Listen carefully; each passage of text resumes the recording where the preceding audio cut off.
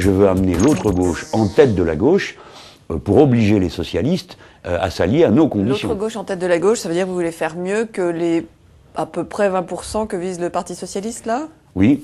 Alors, ça peut paraître absolument hors de portée, hein, et je suis conscient de la hauteur de la marche. Mais c'est ça l'objectif. Il faut que l'autre gauche se rassemble, donc que tout le monde se montre raisonnable, accepte de faire des accords, et bon, on ne demande à personne de fusionner, hein, de se rassembler de manière à passer en tête de la gauche, et que la gauche, enfin, retrouve dans ce pays la possibilité de venir au pouvoir pour faire une politique de gauche. Et quand on me dit, mais tout ça est tellement impossible, je dis, mais écoutez, mais rappelez-vous comment ça s'est passé. Quand les communistes faisaient 20%, le Parti socialiste voterait dans les alliances avec le centre dans les années 70.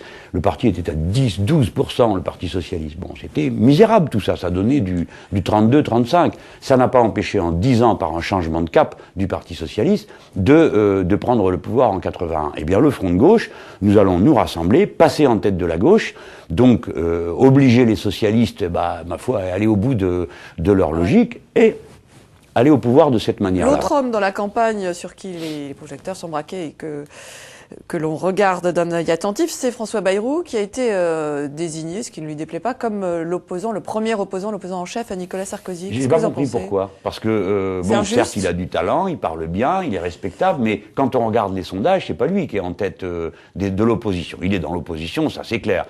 Mais c'est pas lui qui est en tête, hein. C'est toujours le Parti socialiste. Donc je vois pas pourquoi on lui a donné ce brevet de premier opposant.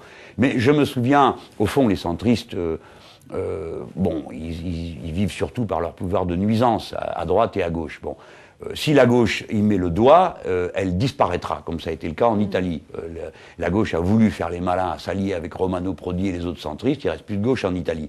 Bon, et puis en France, on a connu, il y a eu avant ça Le Canuet, Georges Duhamel, bon, tous ces gens, qu'est-ce qu'ils ont fait? Bon, ils étaient là, ils sautaient, ils mordaient quand ils pouvaient, le mollet qui passait, et puis après ils allaient à la niche. Lui fera pareil.